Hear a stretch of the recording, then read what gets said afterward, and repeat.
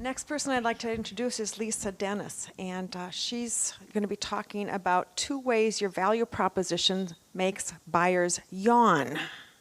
Lisa Dennis is a B2B sales and marketing strategist, president, and founder of Knowledgeance. I prefer to call Lisa the queen of value propositions, so please welcome her up here.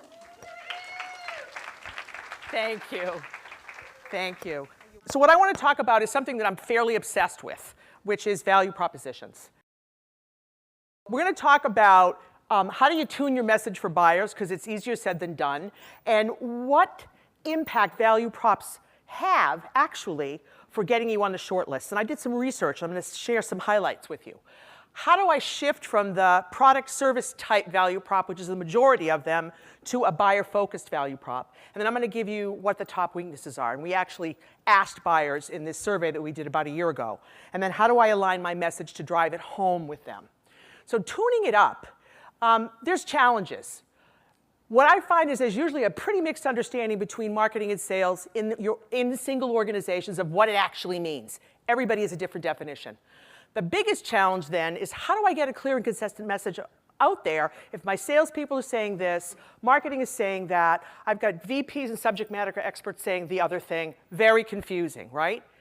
Is everybody on the same page? 9 times out of 10, they're not. I usually do sort of a short quiz when I go into a new client. I ask everybody to write on a piece of paper their value prop, and it's absolutely hair-raising what comes back. Some of it's not even recognizable to them. So the standard kind of product-focused feature and benefit, it just doesn't cut it anymore. I'm not sure that it ever did. So the deal is, how do I find the right value proposition message? It's pretty elusive if no one's on the same page and not everyone's really sure how to do it. Typically, most value props are developed inside out. So when you think about your own organization or your own business, you're thinking about it entirely from your inside point of view.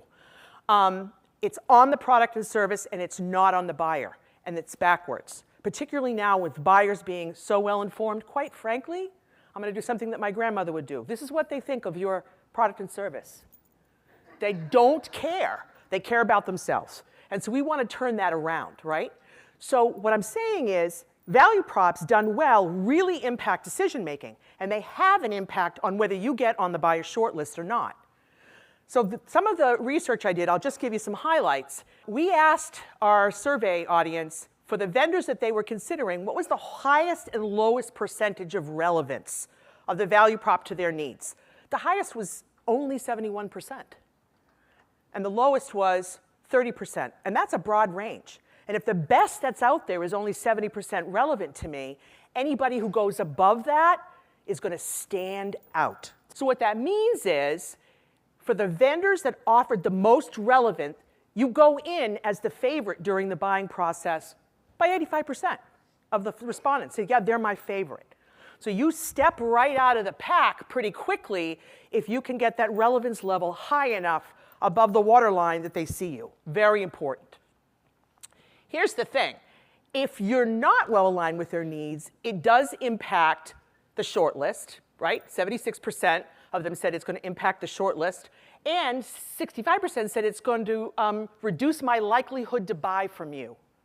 So it really does matter in terms of how they net out down to that shortlist on what you're doing there. So it reduces your being recommended for the shortlist, reduces it by 35%, and it reduces the purchase by 47%. That's a really high number. This seems pretty intuitive. Did they end up making a purchase from the one that was most relevant? Yeah, of course, 96%, absolutely. But when the most relevant and the best is at 70%, that still leaves a wide margin, and you really want to push yourself over that hill to get to the winning piece. So the way to do that is to shift your focus to the buyer completely. It means getting out of the way of your own product and service. And you're making choices which you may not even be aware of. So the standard one that most of us use and have done, and I've written them myself, features and benefits, it's all about your offer. I call this the me value prop. It's my company, my product, my service, my, me, okay? The second one is what's called the alternative, and it's kind of an us versus them. This is typically when one organization is really hyper-focused on the competitors because they're getting their butts beat, right? And so you're going back and forth. And it's still focusing on my product versus your product. It's not really focusing enough on the buyer. And then my, of course, personal favorite, it's all about you, the buyer. That's the one. And it's the most difficult to do. It takes a lot of effort and research, but it is hands down the best choice. And it'll push up the relevance level. So that's important. So what I wanted you to know about is, here's some of the standard weaknesses that we polled our buyers on. And the ones they see the most, not relevant to our needs. 49% said that's the biggest weakness. Half of them. Generic statements, 41%. No surprise there. Everyone tries to stuff everything but the kitchen sink into their value prop. It gets more and more bloated, more and more generic, more and more irrelevant. A couple of the other ones, they offer no proof, right? Tell me that I reduce costs and I increase productivity, but give me no numbers. Liar, liar, pants on fire. No proof. It's generic. It's meaningless to me. Lack of quantification. Too promotional. And there's a bunch of other ones. But at the end of the day, relevance to their needs is what really makes the difference. And that's all about the buyer. So if they basically said 61%, it's got to be relevant to a specific need, which means you need to do really good discovery, both marketing and sales, and that value prop should be easily tuned, or maybe even more specifically tuned to some specific needs. It means you got to really know what that is. The impact of our operations, 58% said that was important. Tangible benefits, right? Tangible benefits, that's about proof. So there's a whole number of things, but you really want to think at the end of the day, relevance, I could just say that forever. Here's the relevance issues we see. There's no information built into your value prop about their needs or issues. Most of them start with the word I, or we, or the company name. There's no specifics on what value is delivered. Ooh, we can't say that because we might actually be held to that. If you can't say it and quantify it, you don't really earn the right, and the buyers don't believe you anyway. Generic language. It's applicable to everything and nothing. So that's a huge weakness. Features disguised as benefits, my favorite, right? Oh, these are benefits. No, they're not. You're the second and third feature there. What's the benefit of the feature? And the fact that we're talking features in a value prop misses the point. The value prop is the invitation. It's the beginning of the conversation. You can get to the features and benefits later. So you really don't want to be internally focused. You want to be externally focused. And what's interesting is I do a lot of workshops. I'll ask, so what were the words your buyer would say? And I've seen marketing and sales people kind of go, well, don't always know. And so it takes extra work. You can't, and then differentiators. I love it when I see a client who says, you know, a differentiator that I've already done the research and found that 4 of the competitors have exactly the same one. That's another liar, liar, pants on fire. So you really need to figure that out. Some of the descriptors that I call so what, we're the most advanced, my favorite, best of breed. That's a dog show term. I don't care what anybody says. It just is, okay? We're number 1 or 2 or 3. If you're saying it, no one else is, right? We offer a full suite of services. If I was looking to buy a suite, you would be it. But that's usually not what my need or problem is. So these are really descriptors about ourselves that aren't relevant. Costs and improve efficiencies, great, but there's no number there. If you can't give me a number and you can't back it up with proof, then it's not relevant to me. We're the industry leader, we're customer, I love that we're customer focused. Really, how are you gonna prove that? So often that's put as a differentiator without proof backing it up, that it drives me incredibly insane. So how do I align the message? Where really, I bring it up. I bring it up a notch. There's really 3 pieces. The customer objective, which typically doesn't show up in most of the value props I see. The offer, which everybody's all over, like a big dog, because they get to talk about their own stuff. And the third are the differentiators. And I think we need to build all of those into a value proposition statement that has some meat and some teeth.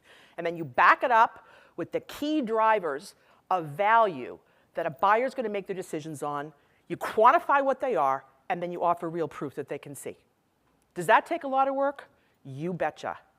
So you want to make sure that you think about buyer experience. If there's any company speak in there, take it out. It's not relevant to anyone but you. You want to make sure the values are about the customer, and you should check with them. It should be in their language. It should be what's important to them. Focus on being unique. Focus on specifics. If it's generic, you're trying to put too much in. Qualitative and quantitative proof is good. True differentiators. Literally, you can prove it. They can figure it out and go get that proof themselves. Believable and demonstrable. Really, really, really important. That sets it up a little further. So the basic customer value drivers, right, and the way that buyers do it, all of these are really important. And they're all ones we've seen. And I see them in value prop language all the time. I just don't see it in specific terms relative to a real issue or need, and I don't see any numbers to back up to prove that this vendor can do it. And if you can and you take that, it's important. And less is more. If you jam 5 of those in there, but you can only really prove 1 or 2, stick with the 1 or 2 because they are really going to have an impact, and the rest of it is just frosting. Thinking about quantification, depending on where you are, even if it's a new product or an old, data from customer results, of course, percentages or dollars if you can. Statistics from an industry expert if you don't have access or permission to use data. You can usually quote with attribution some really good stats from the industry people. Research results, if there's an award or expertise that you got, lots of things you can do. Documented improvements.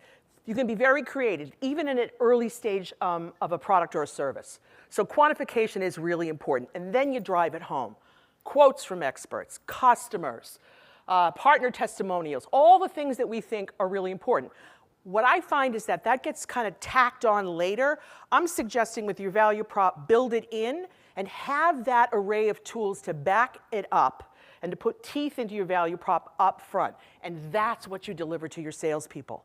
It's here's a buyer-focused value prop in a box. Let me teach you how to use it. Let me teach you how to put it in a conversation and go out and have it, as opposed to scrambling around and getting calls from sales saying, I need a piece here. I need a customer testimonial. Put it all together so that you make sure that you've got the right pieces. So at the end of the day, this is just a quick one-pager that I use with salespeople that I work with marketing and sales and customers to develop, and then this becomes the platform for all the messaging, the presentations. Everything that we do comes back to this, and it has all of the pieces. And you'll see in the bottom half, the drivers, the quantification, the proof. Because I don't think a value proposition stands up well, and you can't test it well if you haven't really put that all in one place to make sure that everything connects. Really, really, really important. And I want to thank you very much for your time.